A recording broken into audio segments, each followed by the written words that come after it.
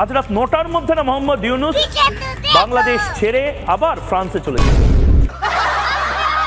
এবার ভারতের মলম বিক্রেতা ময়ূখ রঞ্জন ঘোষকে ইচ্ছে মতো ধোলাই দিল বাংলাদেশের জনপ্রিয় কন্টেন্ট ক্রিয়েটর স্বপন আহমেদ। 5 বার সরকার পড়ে যেতে পারে বাংলাদেশে। 1 2 3 4 5 এই হকার সাংবাদিক কখনো দুষ্টু কোকিল গানের সাথে নাচাচ্ছে, কখনো কানে ধরে উঠবস করাচ্ছেন, ময়লা ড্রেনে ফেলে দিচ্ছেন, আবার ভিডিও কনফারেন্সে তর্ক করছেন। আপনাদের অফিসে একটা বেশি টয়লেট নাই, আপনি দেখান। এই ভিডিওগুলো নেট দুনিয়ায় ব্যাপকভাবে ভাইরাল হচ্ছে। বিশেষ করে ময়ূখের আজগুবি কথাবার্তা বাংলাদেশিদের ক্ষোভ সৃষ্টি করেছে। আর সেই ক্ষোভ থেকেই এই ধরনের ভিডিও বানিয়ে বেশ সাড়া জাগিয়েছে স্বপন আহমেদ।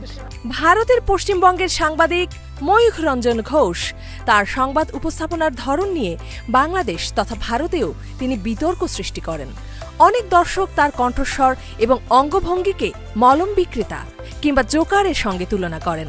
তবে স্বপন আহমেদের এই এডিট করা ভিডিওও যেন ভারতীয় গণমাধ্যমকে কঠিন শিক্ষা দিচ্ছে।